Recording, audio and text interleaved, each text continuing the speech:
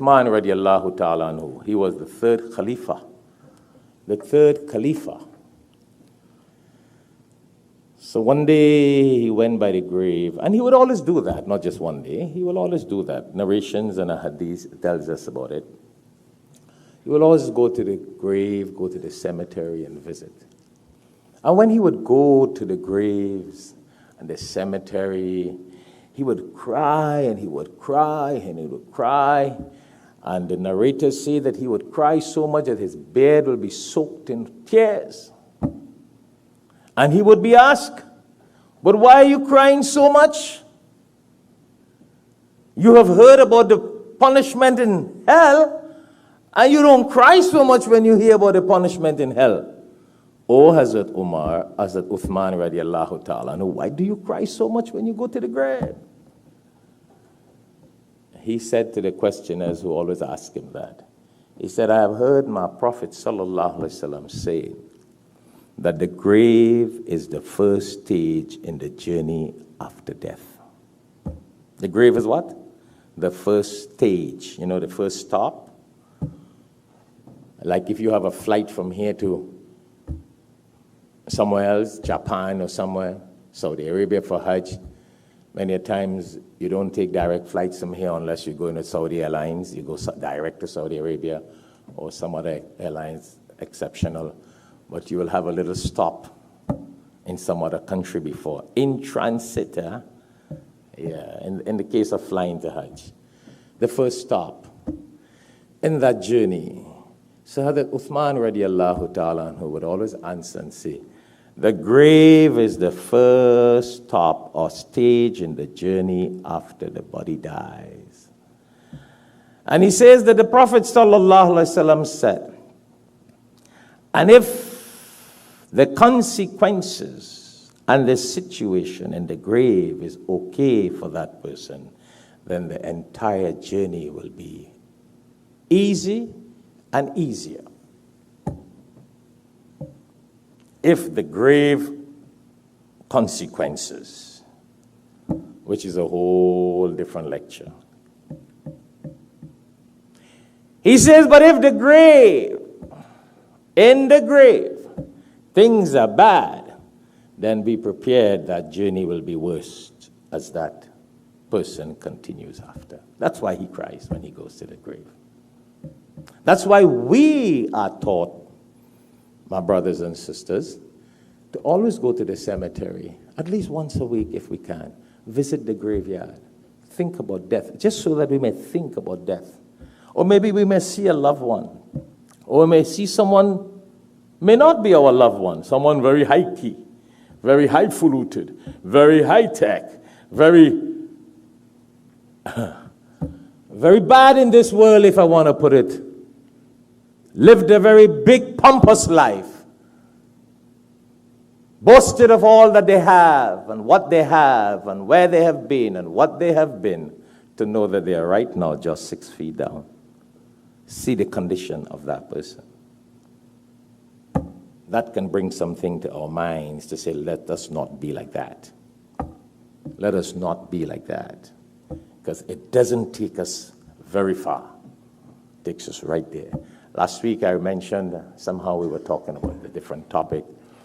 Doesn't matter what we have. Each one of us may have different things, different possessions and positions and whatever we may be in the world.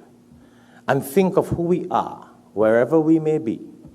At the end of the day, and even when we live here on earth, we may live in different levels. But very interesting, when we die, we go into one level. Yeah, one level. That size.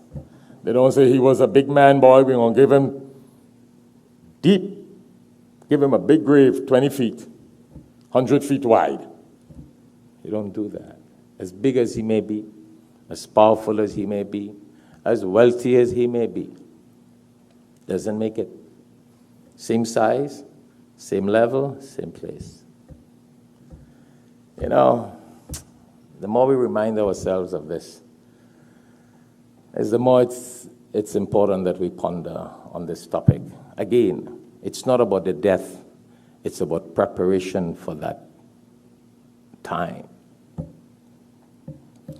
Remember, this power, wealth, and status does not necessarily mean success in this world. That's a temporary success. If power, if wealth, if that meant success in this world, have you heard about a man called Pharaoh? You guys have heard about him? Yeah, those of you who read the Quran, you would have heard about him. In the Bible, he's called Pharaoh. Have you seen the movie, The Ten Commandments? Have you read the life or seen the movies on the life of Moses, peace be upon him? You would have come across that man called Pharaoh. He had it all. Money, power, wealth, status. He had so much that he thought that he was God. Some commentators of the Quran says that it is reported that he never had a headache for more than 400 years. So when Moses, peace be upon him, went to preach to him, he said, what are you telling me? I don't need your God. I don't need a God. I am bigger and greater than that. I have everything: power, money, status, wealth. Yeah. Go check it out. It's not just a Quranic lesson. It's in the Bible, the Torah, the Psalms. And even though he had the most in power, wealth, and status, he was the worst failure and is the worst failure that ever walked on earth. Go check his lifestyle. It is said that even the earth has refused his body. Even the earth refused his body. I get a little goosebumps when I hear that. And that's why Allah subhanahu wa ta'ala tells us in the Bible, in the Torah, in the Psalms, in the Quran, the lesson of Pharaoh.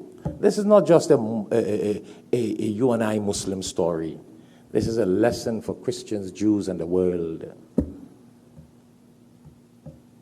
Not only was he that who he think he was, he is considered the worst failure in the world because he thought he had it all and never prepared for death.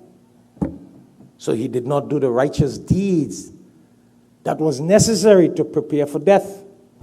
And if he had listened to what Moses, peace be upon him, had to say, he would have worshipped the God whom he would have to face after death.